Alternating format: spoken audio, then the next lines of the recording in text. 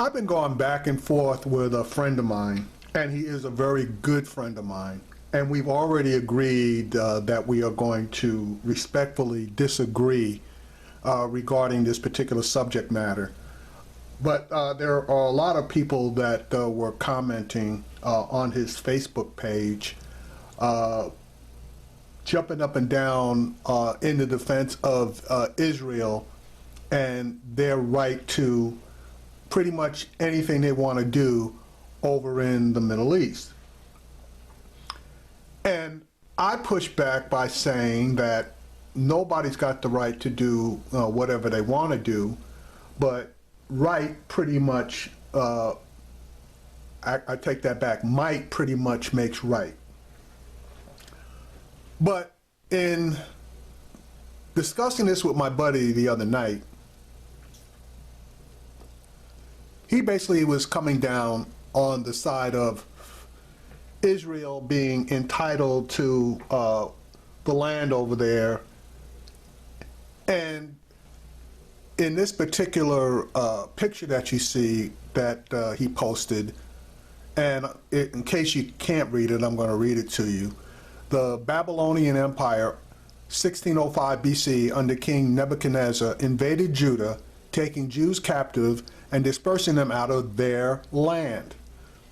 Judah belonged to the Jews thousands of years before Palestinians set foot upon it. The Jews recovered their land in 1948 and Jerusalem in 1967. Learn proper world history before making stupid false accusations against Israel. Okay, so this is, I guess, a video response pushing back on some of the stuff that I just read. And just so that you know, the information that's that you see here is partially factually untrue.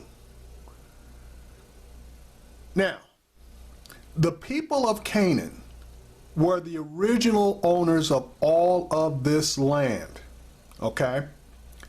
The Hebrews, okay, who came into Egypt under trying circumstances, okay, and if you're biblical, I'm going to go with some of the biblical information. Obviously, I don't have all of it. If you're non-biblical, I don't know what to tell you, because there are not a lot of records that go back and document stuff other than going back through Jewish records, and they did keep some pretty good records, okay? Now, that being said, God promised land to Abraham. He didn't promise it to Israel, okay, specifically your current day Israelis. He promised it to Abraham and his descendants. Now, for those of you who are not familiar with it, Abraham's immediate descendants were Isaac and Jacob, okay? And from Jacob came the 12 patriarchs. And you can go in and do your own research on who those were, but those 12 patriarchs obviously were the founders of they were the beginnings of the 12 tribes of Israel, okay? I don't think there's going to be a whole lot of disagreement there. So since God promised the land, i.e. Canaan, to Abraham and his descendants, the Jews pretty much believe that the land belongs to them.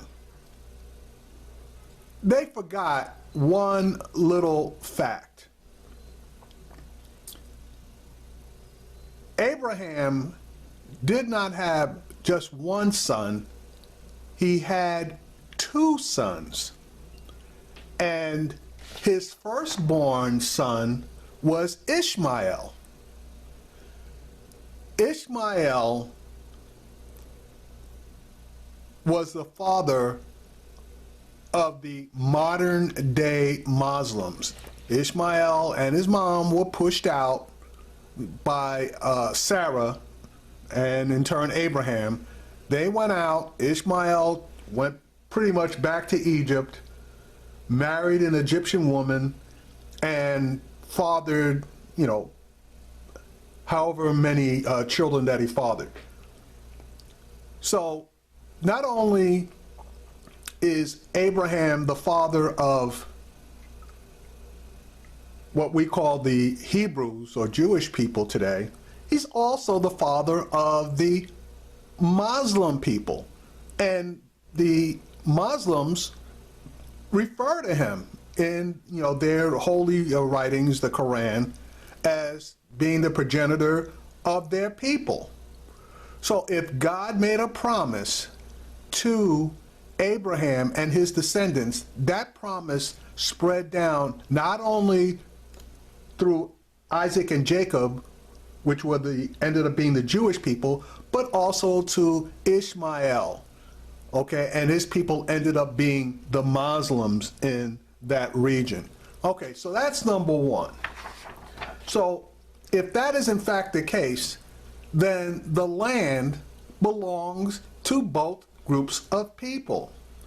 Now, the land that God gave, and again, not to Israel, okay, which was Jacob.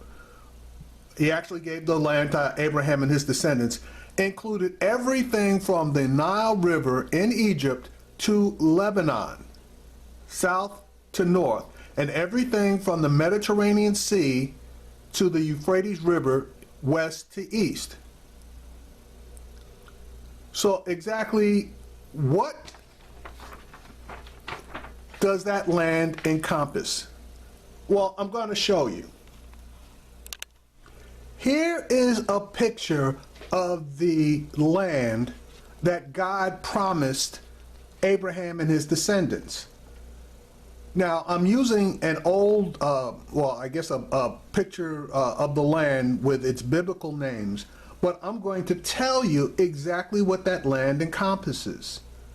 That land that God promised is the land that Israel currently is residing on, plus all of the land of the Palestinians. That includes the West Bank and Gaza.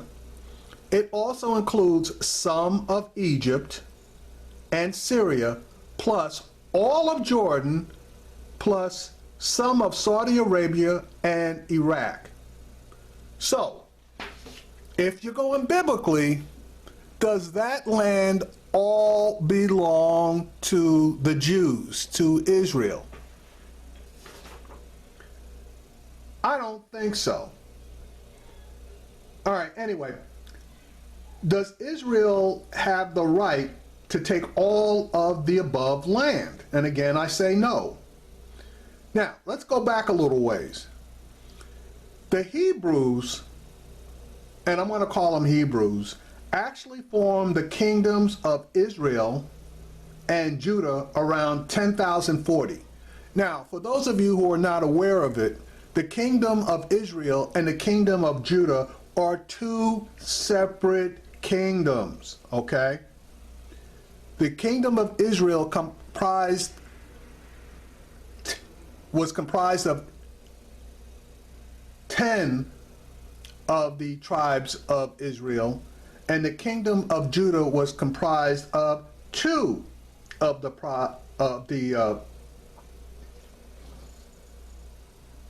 tribes of Israel.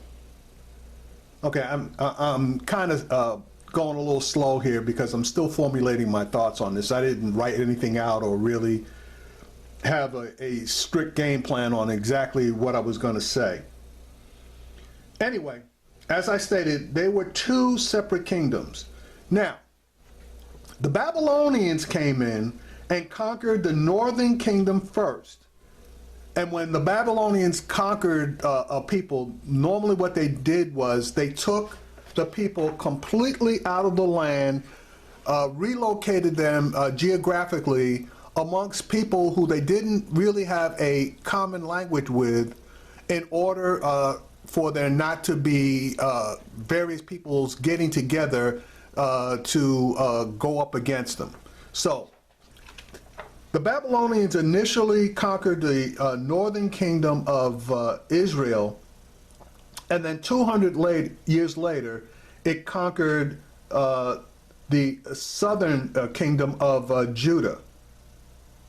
So basically, the kingdoms of Israel and Judah existed for a sum total of 400 years in the case of Judah and 200 years in the case of the kingdom of Israel. Okay? Now, once that occurred, that land was basically fought over for hundreds of years. Now, let's get to Palestine. Officially, Palestine was a geographic construct that was created in 132 CE. So all the people living in that land could and should be called Palestinians. The most non-Hebrew residents that lived in that land were minute in comparison to the other people that were living in that land. Okay? So let me say it again. The mostly non-Hebrew residents lived in that land for close to 1,800 years after the Jews were physically removed from it. Now, I'm not saying that there were no Hebrews living in that land, because that wouldn't be true. But it's just as untrue to say that the Hebrews were entitled to the land unless you believe that God gave them that land forever. And if he gave them that land forever, according to the Jews, and taking what they say to be true, God gave them all of that land. Now, I don't know about you, but there's no way in this world or the next that I believe that. But if you believe that, then I have a similar, well, actually two similar scenarios to present to you. Number one, if God gave the land to the Jews, and I mean all of that land, then every other non-Jew in the lands that I just described could be ejected. So that means taking all the people out of the land all the way into Egypt, okay, Lebanon, Jordan, etc., etc., etc. Now that obviously is going to be a hard act to complete. So, but that's just some food for thought. But if you subscribe to the theory that once the land belonged to the Jews, that they never lost their right to it, then I have a question for you.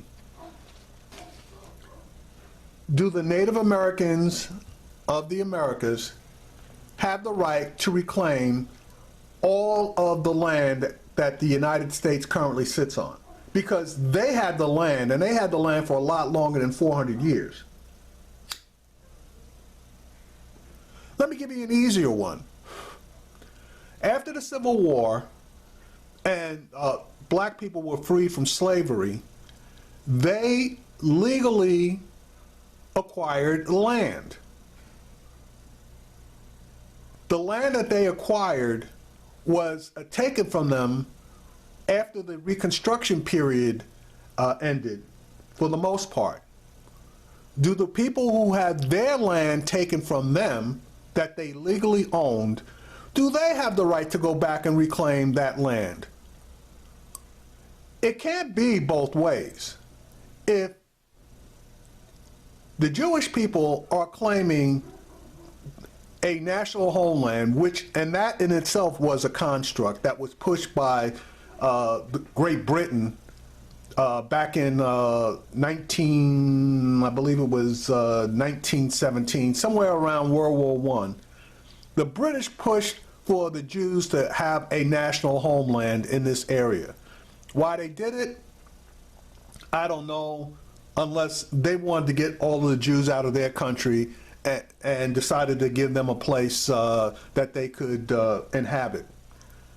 That really didn't necessarily, well, actually, it didn't fly up until 1947, when the UN again decided to partition off the area that we know as Palestine, giving a piece to the Jews, a piece to be controlled by Great Britain, and a piece to be controlled by the Palestinians living in that area. Okay. In 47, the Jewish people, which they are now known as, did a land grab, okay, along with the Jordanians, who basically obtained the West Bank. Okay, the Jews went after the Gaza Strip, okay, which was formerly controlled by the Egyptians. Fast forward to the Six-Day War, the Jews made another land grab, which was, I guess, their hand was forced by Egypt, who was getting ready to, I guess, invade and go after them. And I'm not saying that the Jews were wrong to defend themselves and do whatever they did at that point. But what made the whole situation, in my mind, untenable was after they won all of the territory, okay, in a war, and they knew that the territory absolutely didn't belong to them, they decided that they were going to keep everything, and that's where all of these settlements started, and to this day they are continuing settlements. Now, my question is this: if you acknowledge that the land doesn't belong to you, which the modern day Jews have, why are you building settlements on land that sooner or later is going to go back to its current day supposed owners? Translation, you're not. So in my mind, the Jews are planning on keeping all of the land that they took, which includes the West Bank, East Jerusalem, etc., etc., etc. And if possible, if something else goes down, they'll try to make an even larger land grab. But that being said, if Israel has a right to take back, legally or illegally, land that they feel they're entitled to, why, and we support them, i.e. the United States supports them in this land grab, how come the Native American people don't have a right to take their land back? Because there's no dispute that the Native Americans own all of the land that we currently call the United States. And going a step further, why don't black people have a right to take back the land that they acquired after the Civil War that was illegally taken from them because of racism, bigotry, etc.? All right, now I know I rambled on a bit, but hopefully this puts all of my points out in the open, and you're more than welcome to debate them if you choose to.